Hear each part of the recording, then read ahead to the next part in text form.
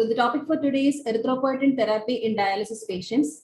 And as Sridhar sir has already mentioned, erythropoietin therapy has revolutionized the treatment of anemia in dialysis patients. As all dialysis personnel working in various units, we all will be familiar with the treatment of anemia in dialysis patients. So in the next 45 minutes, we'll be discussing about anemia, what is the mechanism of anemia, what are the treatment options, and erythropoietin stimulating agents, and about those, when to start, what is the target hemoglobin, when to stop ESA treatment, what are the adverse effects, and what do trials tell us. So in anemia in CKD, as per the KDIGO guidelines, the evaluation of anemia in CKD should begin when hemoglobin level is less than 12 gram per deciliter in females and less than 13 gram per deciliter in adult males. So why are we concerned about anemia? Is it very prevalent in CKD? That is what this graph tells us. So this slide shows in the x-axis the CKD stage 1 to 2, CKD stage 3, and CKD stage 4 to 5. And here you can see that the blue graph shows the WHO criteria for anemia. So about 75.8% of patients in CKD stage 4 to 5 fall under the WHO criteria definition for anemia. And among these patients, about 11.4% of patients have hemoglobin less than 10 gram per deciliter, and 37.9% have hemoglobin less than 11 gram per deciliter, and 62.9 have HB less than 12 gram per deciliter. When you compare CKD stage 1 to 2 with end-stage renal disease, you can see there is a drastic increase in the prevalence of anemia. So from this slide, we are sure that prevalence of anemia in end-stage renal disease is very common, and it is almost as high as around 60 to 70%. So we all know the major reason of end-stage renal disease is diabetic nephropathy. So this slide compares between diabetic and non-diabetic end-stage renal disease. And let's see, is there any difference in anemia prevalence among diabetic patients and non-diabetic population? So you can concentrate on this side of the graph. Here, the x-axis, you have GFR, which shows less than 30, that is CKD stage 4 to 5. And here, the dark colored graph is diabetic population, and the lighter one is non-diabetic population. And here you can see the diabetic population, the prevalence of anemia in CKD is 52.4%. And in non-diabetes population also, it's around 50%. So what do you understand from this? So there is not much difference between the prevalence of anemia, whether the patient be diabetic ESRD or a non-diabetic end-stage renal disease. So what is the reason for anemia in CKD? Let's just refresh your last class about iron therapy. We would have discussed many of these points, but we would just rush through these slides. So chronic kidney disease, what is the reason for anemia? The major reason, as it was mentioned, is decreased erythropoietin or erythropoietin deficiency. So erythropoietin is produced around 90% by kidneys and 10% by liver. So whenever there is a decreased functioning of the kidney, the normal erythropoietin production does not occur. So what is the normal function of erythropoietin? Erythropoietin, as the name implies, it helps in the process of production of RBCs from the bone marrow. So whenever there is a decreased erythropoietin level in the body, there will be decreased RBC production, leading to anemia. Apart from decreased erythropoietin deficiency, there are other mechanisms. So here, CKD per se, chronic kidney disease itself, is a chronic inflammatory state. So patients could have increased inflammatory cytokines like interleukin-6, etc. in the body, and this itself can cause resistance to the erythropoietin action and functional iron deficiency. Even though the parameters may look normal, patients may not be having adequate iron for the utilization. So there will be a functional iron deficiency. So all these factors are pertaining per se to CKD, which is causing anemia in end-stage renal disease. Apart from erythropoietin deficiency and inflammatory cytokines, there are other factors like RAS activation, decreased GFR, and these can also act to lead on to anemia. So anemia in ESRD is multifactorial. It is not only because of a single reason. It could be due to, we have already talked about inflammation and a decreased erythropoietin level. So what are the other effects of inflammation? Let's go through this. So whenever there is an inflammation or infection, there are some other molecules which are released from the liver. The major one is hepcidin. So the liver produces hepcidin, and this hepcidin is very important because this hepcidin can impair with the iron utilization, iron release, and in the iron stores. So this hepcidin will cause decreased iron absorption, and also it will decrease the iron release. So whenever there is a decreased iron iron availability, and whenever there is a decreased erythropoietin availability, the bone marrow is not able to produce enough RBCs. So that is another reason why this inflammation can cause indirectly anemia. So from this slide, now we have seen that some of the points have been discussed: this inflammation, then uremic toxins, then decreased erythropoietin production. Then there are some other factors too, like blood loss.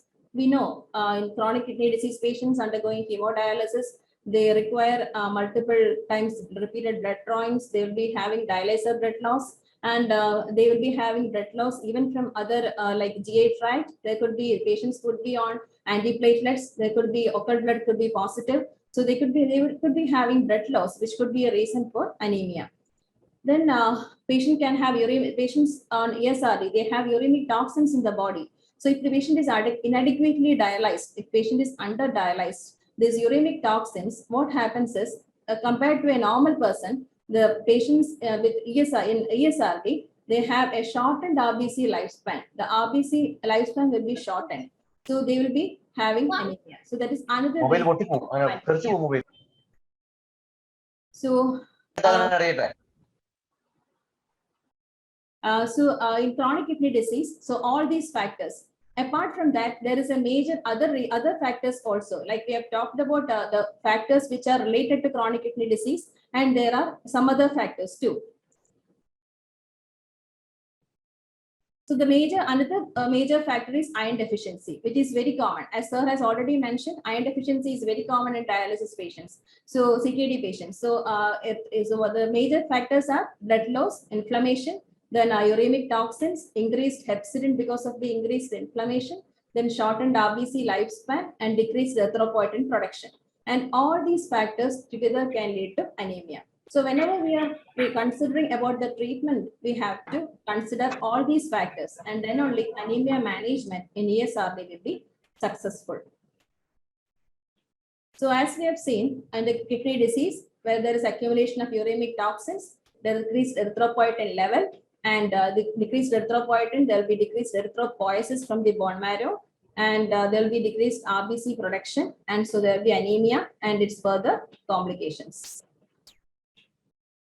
So this slide comprises almost all the causes of anemia in CKD. So we have discussed about these, and whenever we have anemia, in CKD, we should not keep that it is only because of CKD itself. It could be due to other hematologic disease as well. So if there is any clinical or laboratory parameters which suggest that it could other underlying hematologic disease could be there, like patient having pancytopenia, or if there is any other clinical indicators, then we have to consider rule out other hematologic disease as well. So anemia in CKD may not be always due to CKD itself. So it could be due to a marrow disorder. So we have to keep our mind open and see the reason for anemia and evaluate properly. Then hyperparathyroidism is another issue which can occur in dialysis patients and contribute to anemia in CKD. Then hemolysis is another reason. The nutritional deficits. You know, in dialysis patients, they can have loss of water-soluble vitamins like B12, and they could have vitamin B12 and folate deficiency. So if there is B12 and folate deficiency in dialysis patients is also common. So we have to see what are the causes of anemia in CKD, and correction of those and addressing to the etiology itself only will be the treatment, only will be the answer to the proper management in anemia in CKD. So let's see what is the normal effect of erythropoietin on RBC number. What is the normal effect of erythropoietin? So whenever if a normal person has anemia, like this shows less RBC concentration. So if a normal person has develops anemia, what will happen? So there will be a low oxygen carrying capacity of blood because there is less amount of hemoglobin in the body. So this will lead to decreased tissue oxygenation. So decreased tissue oxygenation or hypoxia.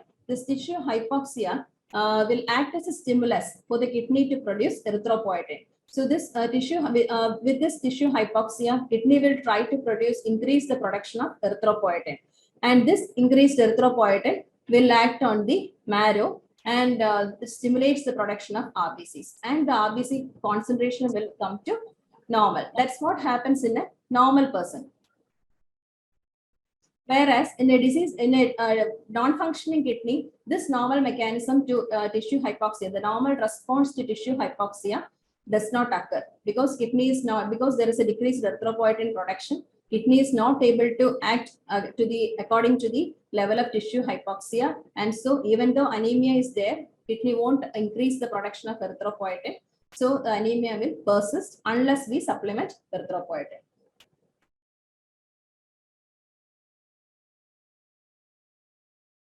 So we have been talking about erythropoietin, and what we think is erythropoietin, the major effect is only erythropoiesis, as the name implies, production of RBCs. But not that's not the only effect of erythropoietin. Erythropoietin has many other functions too. One is the brain. It has a protective effect from ischemia and injury. The ischemic injury, then in the endothelium, it affects the vascular tone. Then heart, it has a protective effect from ischemia. Then myoblast, the white fat, bone, etc. So these are all other functions of the endogenous erythropoietin. So this slide shows the EPO deficiency in CKD. So here we have a comparison between anemic patients, then non-CKD patients, then CKD stage 1 to 2, stage 3, and stage 4 to 5. And this dark portion shows the relative EPO deficiency. You can see that the relative EPO deficiency, erythropoietin deficiency, is very prevalent. It's around 80% in CKD stage 4 to 5. And even in CKD stage 3, it's around 70%. And as the person reaches CKD stage 4 to 5, the erythropoietin deficiency is very prevalent, more than 80%. And they can have iron deficiency and other causes for anemia as well. So when we are considering about erythropoietin deficiency in ESRD, this graph is important because it shows two separate graphs. One, the solid line shows the observed erythropoietin level in the body, and the dotted line shows the predicted erythropoietin. So here you can see that the x-axis, it is the GFR. So here, as the person reaches GFR of less than 15, that is end-stage renal disease, the predicted erythropoietin level is here, but what we observe is almost very low. So the observed erythropoietin level is very low in patients in ESRD. So that also underlines the fact that patients require erythropoietin stimulating agents for the treatment of anemia. So we know what are the symptoms of anemia, which is very common. Patients may come to the OPD with sometimes patients may they may miss the finding of chronic kidney disease. Sometimes there have been instances where patients will be receiving multiple blood transfusions for symptoms of fatigue and low hemoglobin, and without checking an RFT, patient will be branded as chronic anemia. And when we check creatinine, that is the time that they realized that it was because of chronic kidney disease that patient had anemia. So there could be anemia can present with fainting, fatigue, angina, heart attack, exertional dyspnea, palpitation, breathlessness, then so many symptoms. So whenever we have a patient with anemia in CKD, how do we evaluate anemia? So we have to review the history and see if there is any loss, if there is any history of blood loss. And then we have to do the RBC indices and thorough evaluation. So normally, depending on the RBC size, anemia could be classified based on the RBC size into microcytic, where the MCV, mean corpuscular volume, less than 80, then normocytic between 80 to 100, and macrocytic, that is more than 100. Usually for microcytic hypochromic anemia is seen in iron deficiency. Then normocytic is usually seen in anemia of chronic disease, and MCV more than 100 is usually seen in B12 or folate deficiency. Anemia in chronic kidney disease is usually normocytic, normochromic, but we have to always evaluate other causes because patients can have iron deficiency or other reasons why patient could have anemia. And there could be patients which are coming from different populations, like where sickle cell hemoglobinopathies or Thalassemias could be there. So we have to always evaluate the cause of anemia before embarking on or before starting on iron or erythropoietin stimulating agents. Or sometimes, as we have told, it could be because of other disease. It could be liver disease, or it could be because of a marrow disorder, or like myelofibrosis or multiple myeloma. So we have to rule out all. We should not brand just because a patient has chronic kidney disease that anemia is because of CKD. We have to thoroughly evaluate the patient and find out the reason and confirm that it is just because of CKD, and then only we have to initiate the treatment based on that. So what are the other lab tests that we have to do? One is RBC indices. Then as we have seen, then reticulocyte count, peripheral smear will tell us about any abnormal cells or any other cell lines abnormalities. Then marrow study, we have already told if it is indicated to be done. Then you would have already talked about these in the last class, iron indices, which are very important in the management of anemia. So iron without proper iron correction of iron deficiency anemia, erythropoietin won't act and it won't be proper. So iron evaluation of iron deficiency anemia and iron indices is very important. So serum iron, total iron binding capacity, then percentage transferrin saturation, and serum ferritin should be checked. Then we have to check folate and B12 levels. And as I've said earlier, patient could have uremic gastritis, patient could be on antiplatelets. There could be many reasons why there could be a blood loss via stool. So we have to check an occult blooded stool if it is indicated. So what is the surveillance? Like when should we check?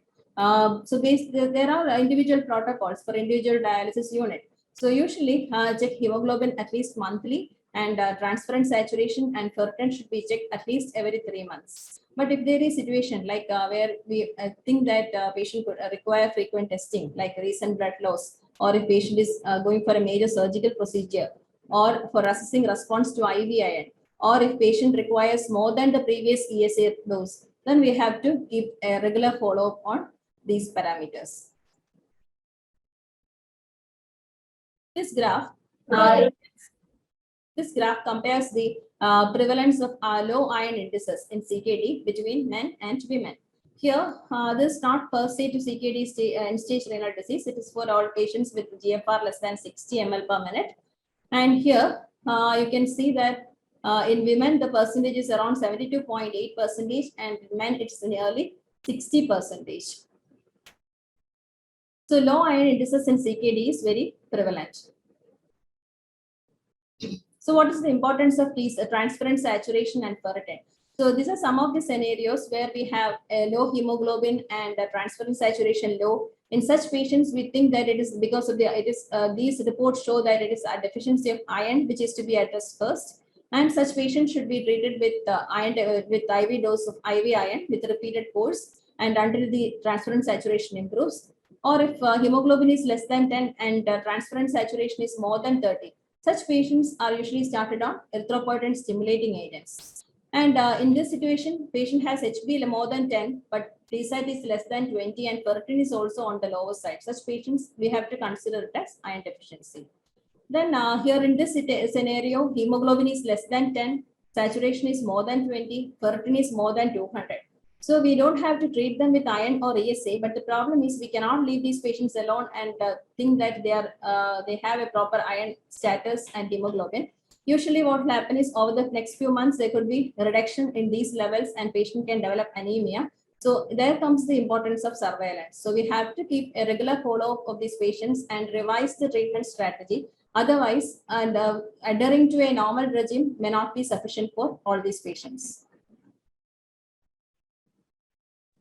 So there are situations when we should avoid iron. So, excuse me. Okay, we administer IV iron to most dialysis patients, but there are some situations where we should avoid iron. One is in patients with bacterial or fungal infection, or in patients who have transferrin saturation more than 40 or serum ferritin more than 700. Then if there is history of hypersensitivity reaction, in such situations, we should avoid iron. So earlier we have told that there could be a functional iron deficiency state. So what is this functional iron deficiency state? I've said earlier, chronic kidney disease, there could be presence of more and more inflammatory markers like interleukin 6, and these increased markers will lead to increased hepcidin level in the body. And this increased hepcidin production in the liver and with reduced renal clearance because of the non-functioning kidney, which is not able to clear off the hepcidin, the level of hepcidin in the body will increase. So what will happen because of increased hepcidin? This hepcidin will impair the absorption, tissue distribution, and recycling of the iron. So there will be decreased absorption of iron from the duodenum, and there will be decreased release of iron from liver, and there will be decreased release for splenic sequestration. So there will be impairment with the absorption, distribution, and recycling of the iron. So this is what occurs as a functional iron deficiency state. So parameters may be normal, but a patient will be having a difficulty to utilize the available iron. So coming to the treatment of renal anemia, so the major factors we have considered. So the major 4 important things are, one is first and foremost is iron therapy. Without a correction of iron deficiency anemia, erythropoietin therapy won't be successful. Then patients with CKD stage 5, they will be having anorexia, uremic symptoms. So nutrition support is very important. They could be having other deficiency of other vitamin deficiencies like B12, folate. So patients require nutritional support. Then adequate dialysis. Under dialysis is another reason. Even if erythropoietin is supplemented, hyporesponsiveness can occur because of inadequate dialysis. So adequate dialysis is also very important than erythropoietin. So these are the important aspects of treatment of renal anemia.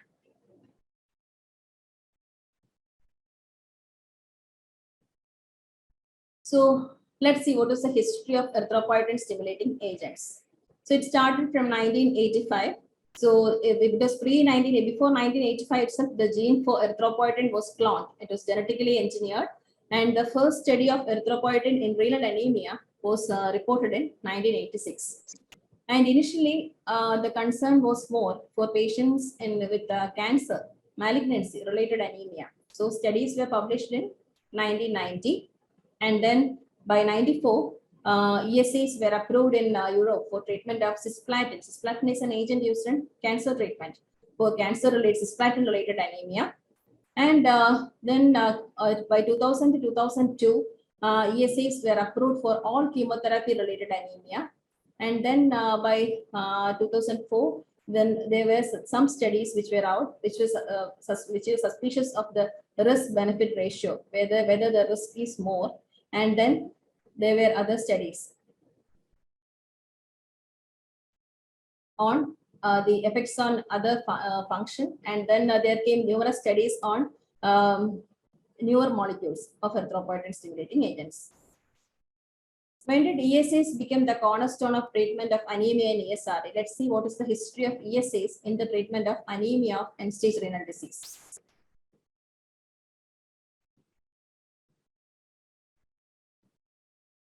So in 1989, FDA approved ESA using CKD and increased use of agents to reduce transfusion. So the attraction was that this molecule helps us to reduce the number of blood transfusions and raise hemoglobin.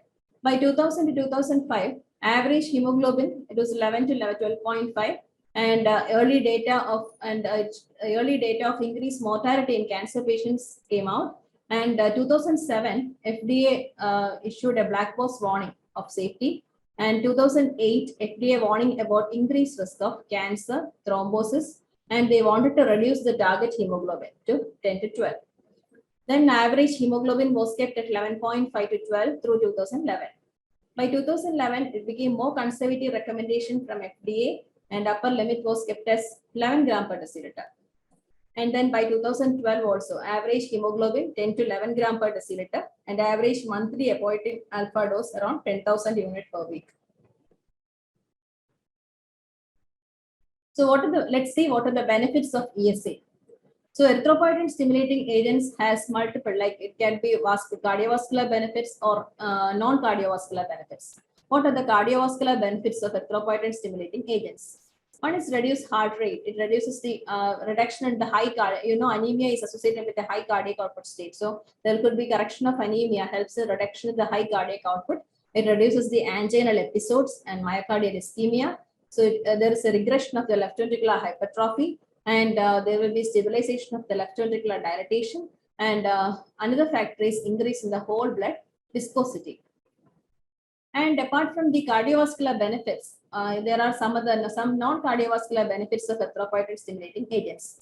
One is obviously it reduces the need for blood transfusion, and it improves the quality of life symptoms, improves exercise tolerance, sleep, improves immune function, improves nutrition and muscle function, and improves platelet function.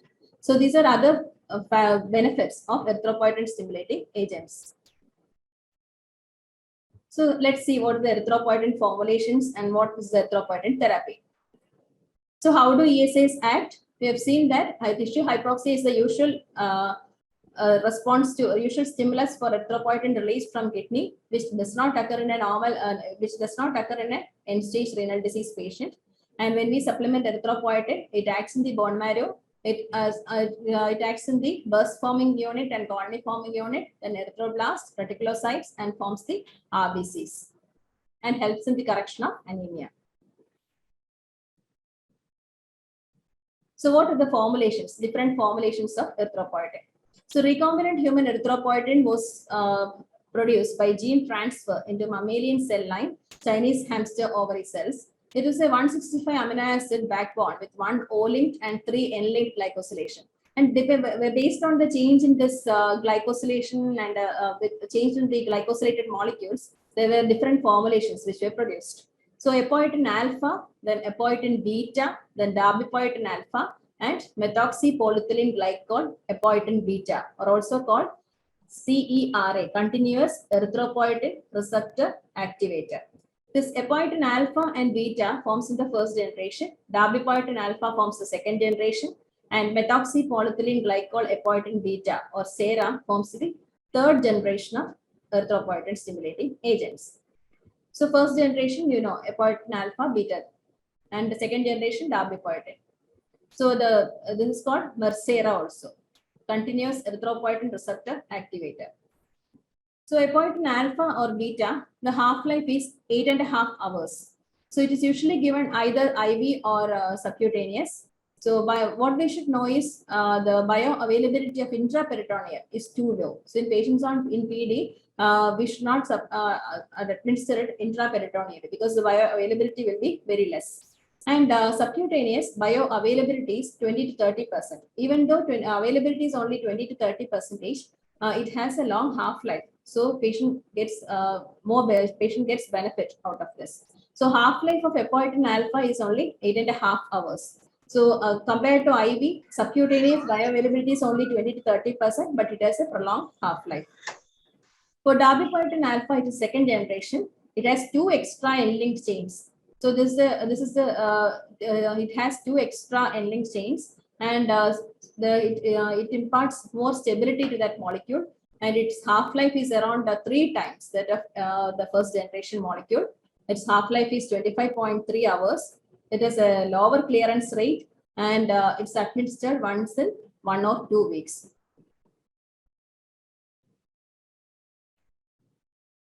Then SERA, it is a pegylated derivative. It has a long half-life.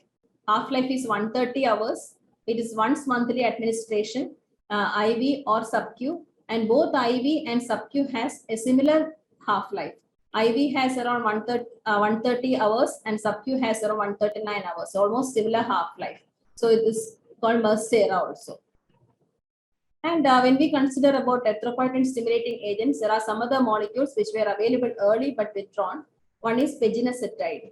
This peginacetide is earlier called hematide, and it is an EPO mimetic peptide. I mean, like action is similar to EPO, but it was completely unrelated to native or recombinant erythropoietin. But it was the major use was there is a situation called pure red cell aplasia. Pure red cell aplasia, which is because of anti-erythropoietin antibody. That means when we give erythropoietin for the correction of anemia, some of the patients can develop antibody to the erythropoietin, and this antibody can aggravate the anemia, or patient can suddenly develop severe anemia.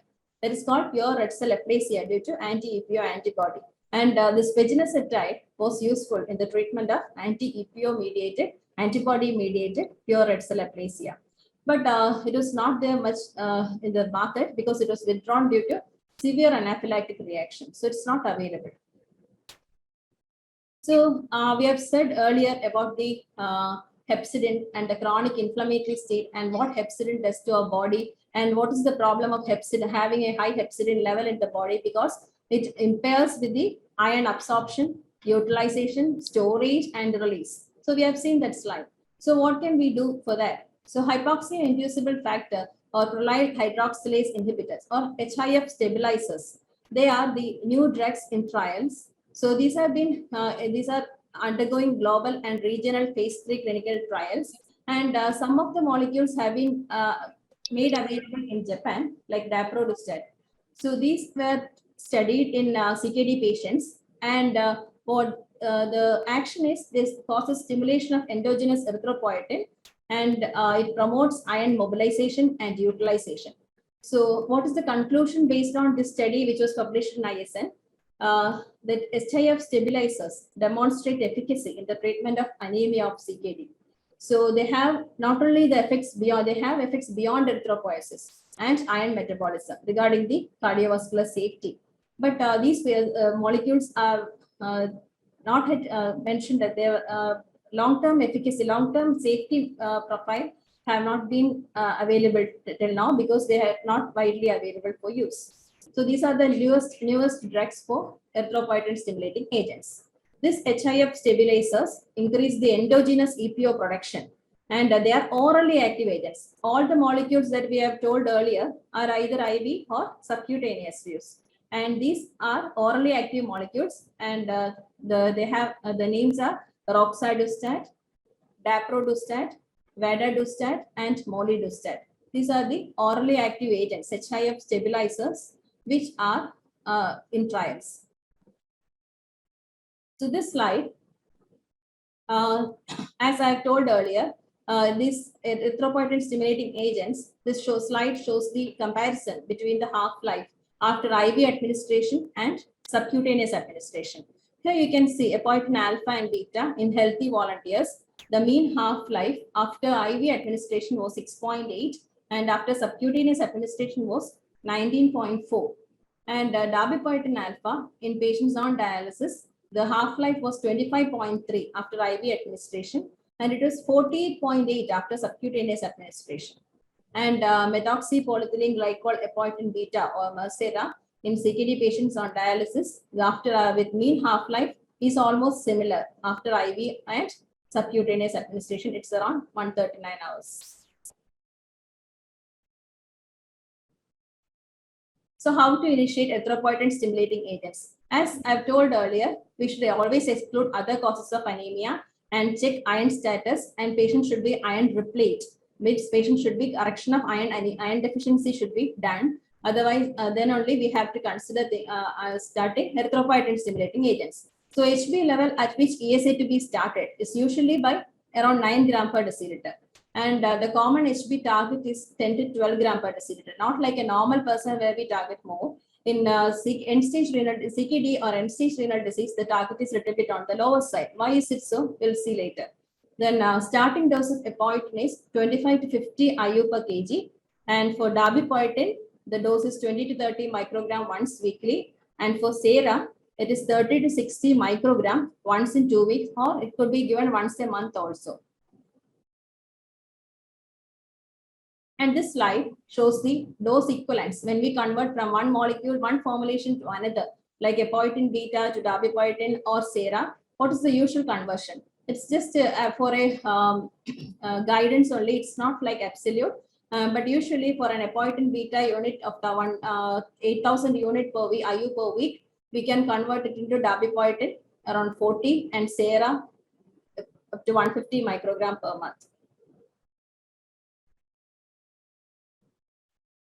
And what are the adverse effects of ESAs? The major adverse effects of ESAs are uncontrolled hypertension. That will be very common to you. All of you will be would have experienced this side effect of erythropoietin stimulating agents in dialysis unit. So major side effect is one is uncontrolled hypertension, then the potential risk of cancer progression, then thromboembolic complications like stroke, cardiovascular events, and venous thrombosis. So what is the reason for erythropoietin induced hypertension? There are various reasons. like vasoconstriction of resistance vessels, increased levels of erythropoietin, then initiation of acetylcholine-mediated vasodilatation, then calcium influx in smooth muscle cells of vasculature and causing platelet aggregability. All these factors can cause erythropoietin-induced hypertension.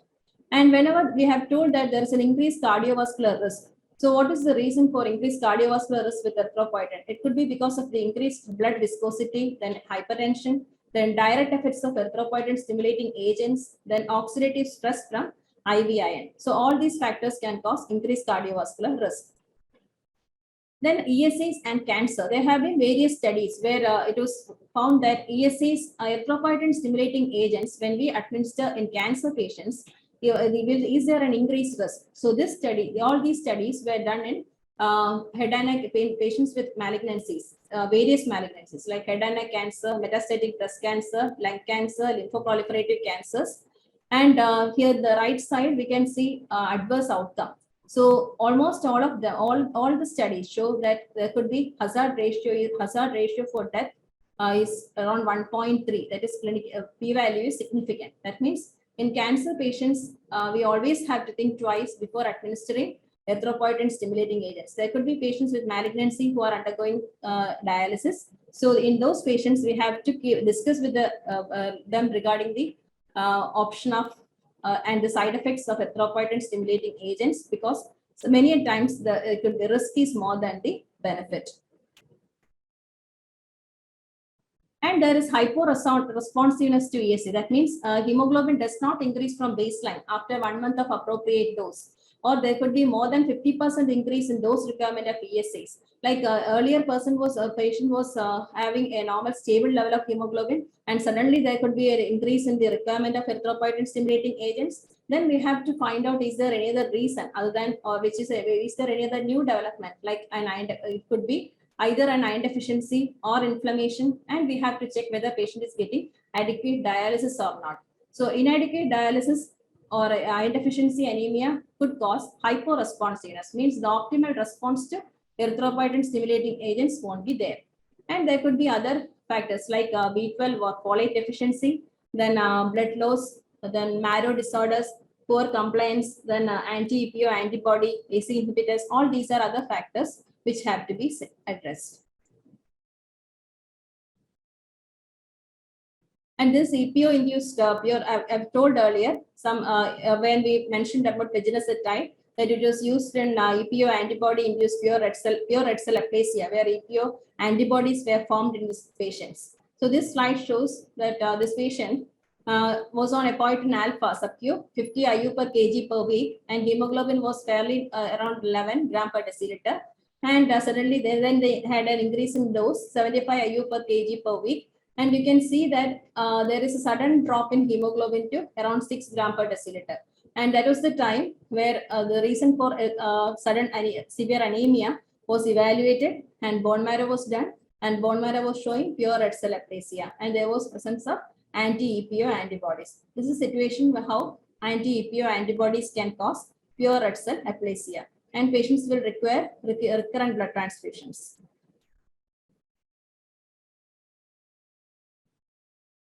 So there are various trials in anemia in CKD, and based on this, we have found out what are the risks, what is the benefit of erythropoietin stimulating agents. Just to mention a few, the 2006 CREATE trial and COIR study, then 2009 major study was TREAT, and in 2019 we have roxadustat. These studies were actually to find out what is the risk and benefit of erythropoietin stimulating agents. As I've mentioned in the previous slides, initially the erythropoietin stimulating agent was used widely because it was helping to reduce the risk of reducing the requirement of blood transfusions. Then later in cancer patients, we found that it is causing increased risk also. So that was the time when we thought that, like, whether to reduce the target hemoglobin or not. So what is the consensus based on these trials? So let's see this slide. So this is the major 4 randomized controlled trials of hemoglobin raising in chronic kidney disease, NHCD, COIR, CREATE, and TREAT. And this population was end-stage renal disease on dialysis. And if you consider the first graph, first trial, NHCD, initially you can see that hemoglobin target was 14. But did they achieve the target? No, because the primary outcome was first MI. And what is the risk? There was an increased risk of primary outcome resulted in early study interruption. They couldn't even complete the study because of the increased risk. And patients had higher rate of thrombosis in the target group. And in the next study, choir study also, the target was kept as 13.5 versus 11.3.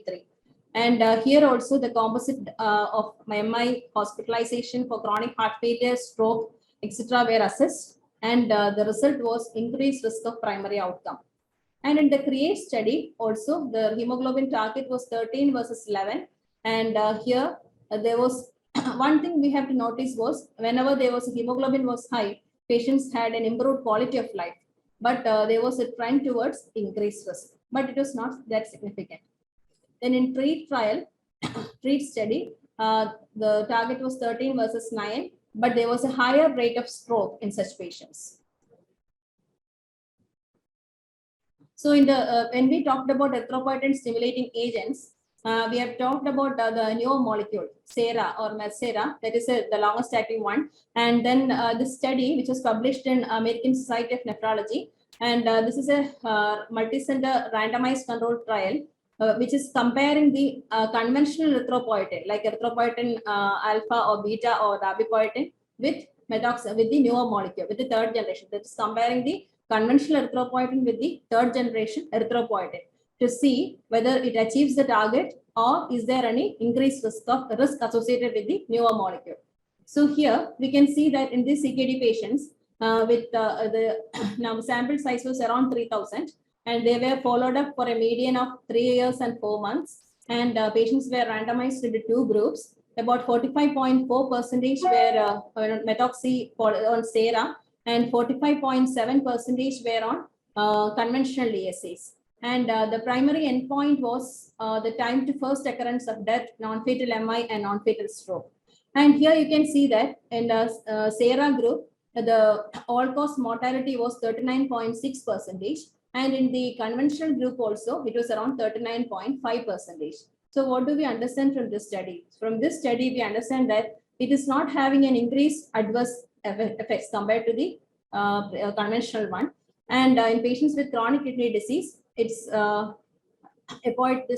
SERA or methoxy polyethylene glycol epoetin beta was non-inferior to the conventional short-acting erythropoietin stimulating agents with respect to the cardiovascular events or all-cause mortality. So this study was showing that its efficacy, risk elements were almost similar between the third generation and the conventional ESAs.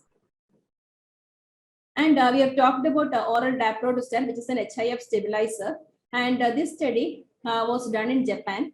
And it was also published in Journal of American Society of Nephrology. It was done in 271 hemodialysis patients. And this was a comparison between dabipoietin alpha and daprodustat. I told the daprodustat is an orally active agent. Here you can see dabipoietin as injection. And it was a randomized double-blind trial. And patients were followed up for 1 year. And the target hemoglobin in the dabipoietin arm was 10.8, and in the daprodustat arm was 10.9. And hemoglobin target was achieved after 1 year, 90% in the dabipoietin group and 88% in the daprodustat group. And serious adverse events were 27% in the dabipoietin arm and 15% in the daprodustat arm. So the problem with this molecule is it's still not available widely. And so we don't know the long-term safety profile of this molecule. Even though this graph shows that compared to dabipoietin, daprodustat has less adverse events, we cannot be sure about the long-term use since it is not in use. So oral daprodustat was non-inferior to dabipoietin alpha as measured by hemoglobin over weeks 40 to 52 in Japanese hemodialysis patients.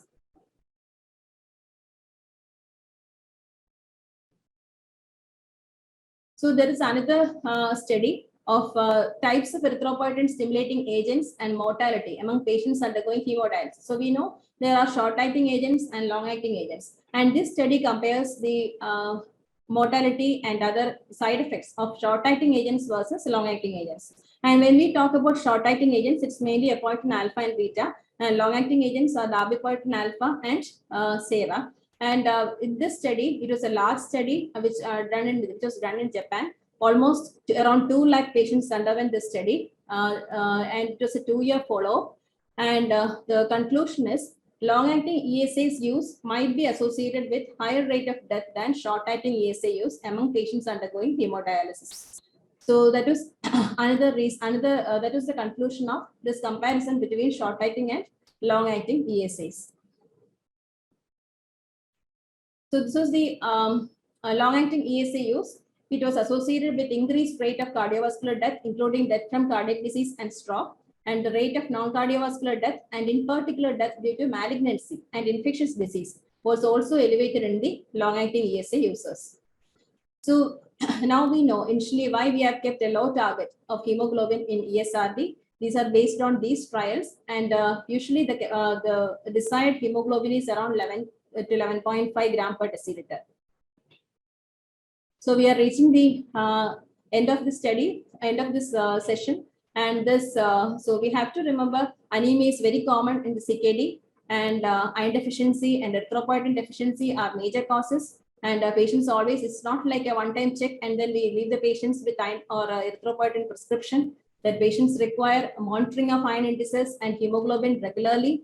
There comes the importance of surveillance, and patients could have other vitamin deficiencies or develop new developments like iron blood loss, and those factors need to be addressed. And when we consider the erythropoietin formulations, we have to know that most of the time, sub-Q administration have a longer duration of action. It has a longer even though bioavailability is less, it has a prolonged half-life. And when we compare the formulations as first generation, second generation, and third generation molecules have longer duration of action.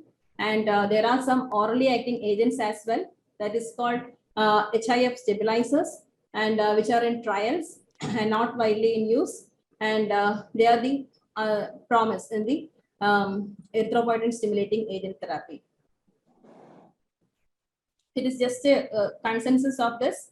So optimal anemia management requires all these factors: patient care, patient should be compliant on the treatment, then iron therapy, then erythropoietin stimulating agents, and adequate dialysis is very important. So always under dialysis should be a reason. Under dialysis will be a reason for APO hyporesponsiveness. So that factor also should be addressed. Thank you.